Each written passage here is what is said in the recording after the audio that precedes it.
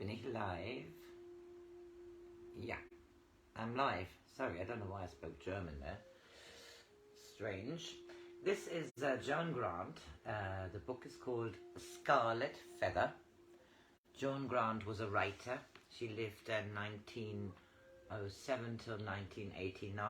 She wrote books about her farm memories. This book is about Raki and Piyanah. Joan Grant is Piyanah.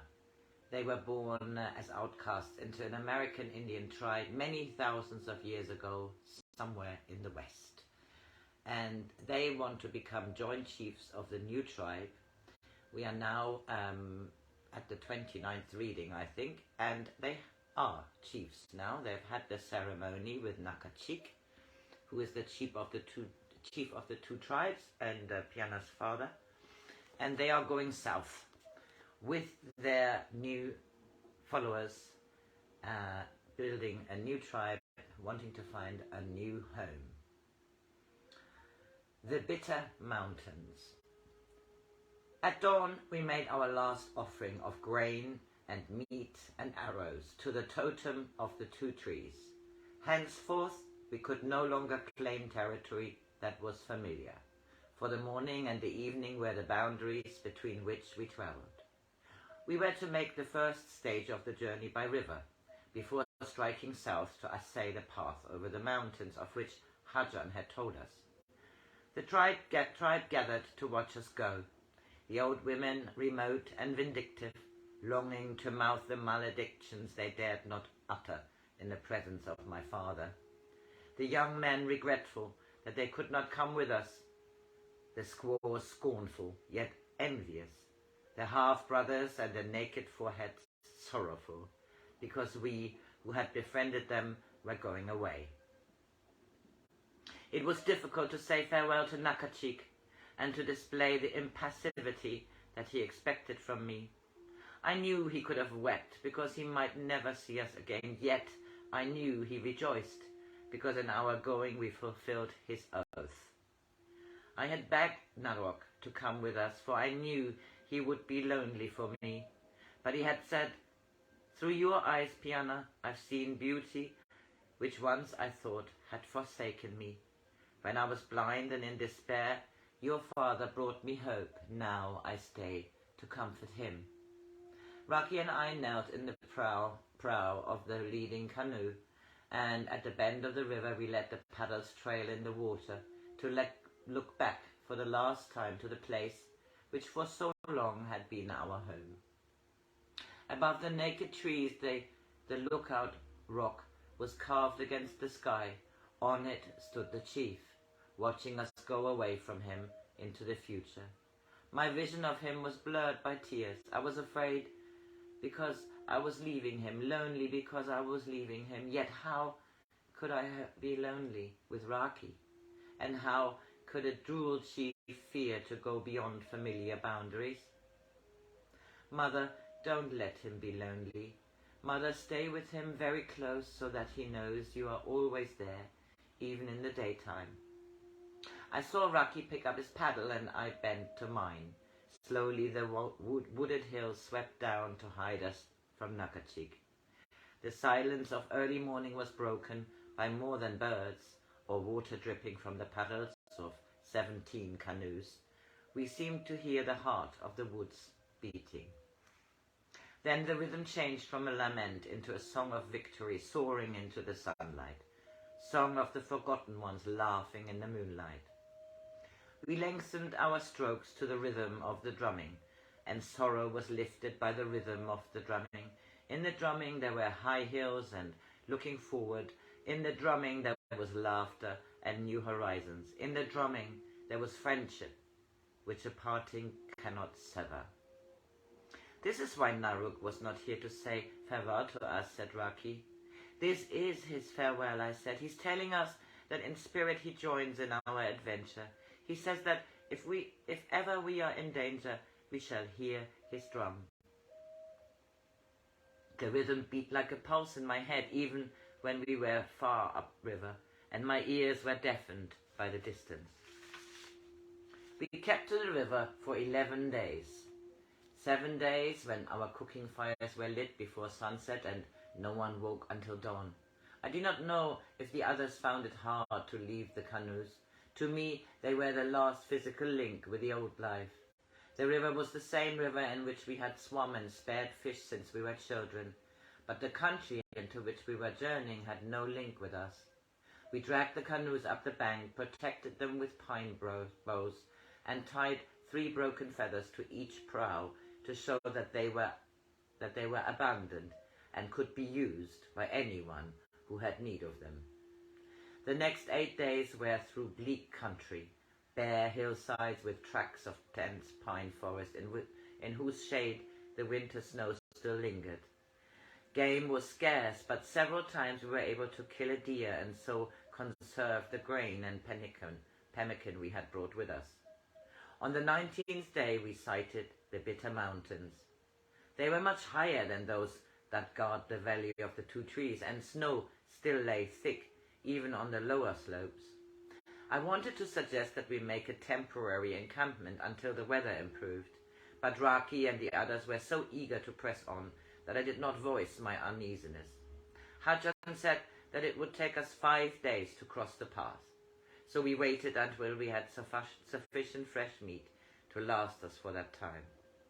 We smoked it over greenwood fires, but did not cure it into pemmican.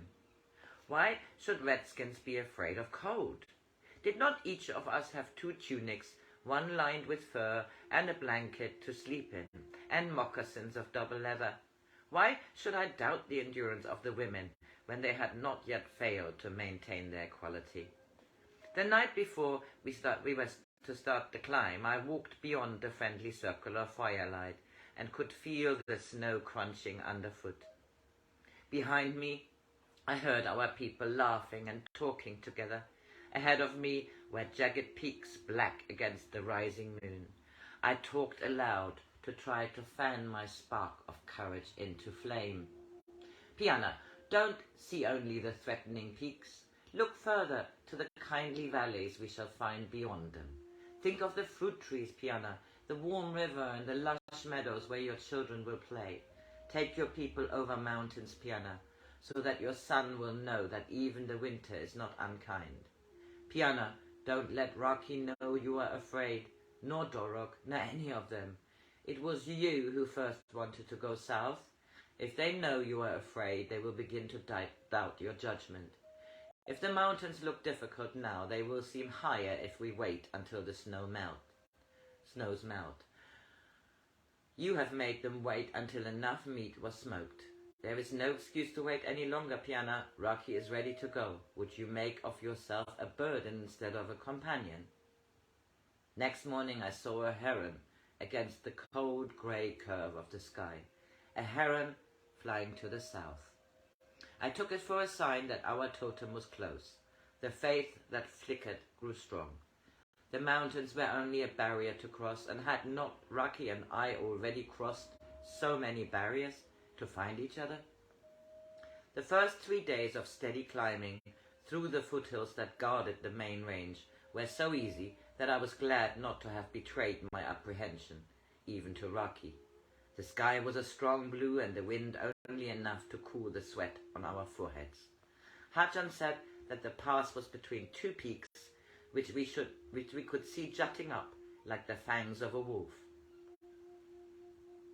It seemed guarded by a precipice, but he repeated that he knew the route by which this could be climbed. On the 3rd night we camped at the foot of the towering wall of rock. We were above the tree line, but we had hoped to find the usual scrub or thorn bushes and so had brought no fuel with us. But there was nothing to give us fire.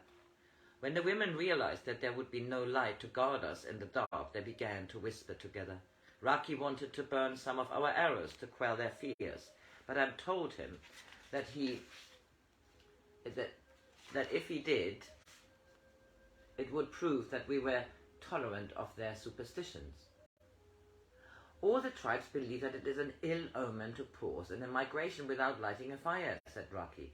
The chiefs believe it, and the elders. Even the little fire that I could kindle from a quiver of arrows would comfort them. And it is so easy to make arrows, Piyanah.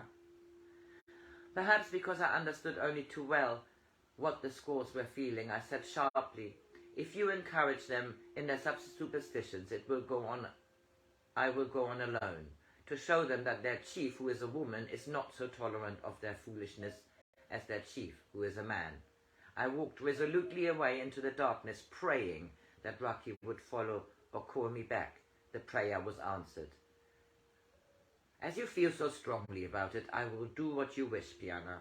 Why listen to me when more than 30 other women are asking you to please them? Aren't you being unreasonable?" I knew this was true, but I replied, "Yes, it is unreasonable to try to fulfill the purpose of our journey. You said that the superstition was like a viper, to be killed whenever you get the chance. Now it seems that I am unreasonable because I don't feel it. Feed it." It is a good custom, the watchfire for the traveler. The fire is the link between him and the sun. The place of the fire is his home, even though the country is unfamiliar. Do you grudge them that small security, Piyanah? I wanted to cry out, "I want a fire more than any of them." No one else left people they love as I love Nakachik and Narok. I want to be back in the places I've always known, where even the grass is friendly. I don't believe Hajan knows the way over the pass. I think he's boasting. I think we are leading our people into a danger we are both too proud and too stupid to recognize.